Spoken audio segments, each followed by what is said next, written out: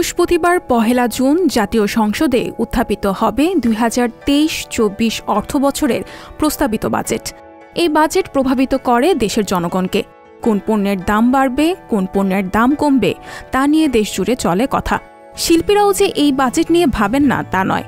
অভিনয় শিল্পী, মডেল ও উপস্থাপক সুষমা সরকার সংবাদ প্রকাশকে দেওয়া একান্ত সাক্ষাৎকারে আসন্ন ২০২৩-২৪ অর্থবছরের প্রস্তাবিত জাতীয় বাজেট নিয়ে তার প্রত্যাশার কথা জানিয়েছেন।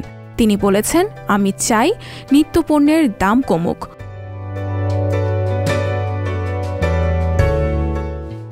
সুষমা সরকার বলেন, বাজেটের ওপর একটি দেশের অর্থনীতির অনেক কিছু নির্ভর করে। সব মানুষের সঙ্গে এর সম্পর্ক আছে। আমরা শিল্পী হিসেবে জনগণের বাইরে নই, তাই বাজেট নিয়ে দেশের নাগরিক হিসেবে আমারও কিছু প্রত্যাশা আছে। আমি চাই বাজেটে নিত্যপণ্যের দাম কমুক, কারণ এখন সবকিছুর দাম বাড়ছে।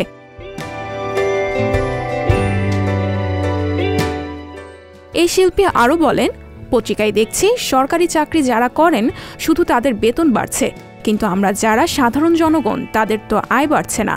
তাই আমার প্রত্যাশা থাকবে আমাদের সরকার এই বিষয়টি বিবেচনা করবেন। নিত্যপণ্যের দাম সহনীয় হলে আমরা দেশের সবাই ভালো থাকব। তাই আমি চাইব আসন্ন প্রস্তাবিত বাজেটে যেন এই বিষয়টি বিবেচনা করা হয়।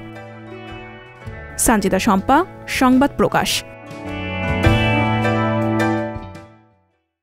সংবাদ, ফিচার ও অনুষ্ঠানের জন্য ভিজিট করুন সংবাদ প্রকাশের ওয়েবসাইট এবং যুক্ত থাকুন ফেসবুক পেজ ও ইউটিউব চ্যানেলের সঙ্গে।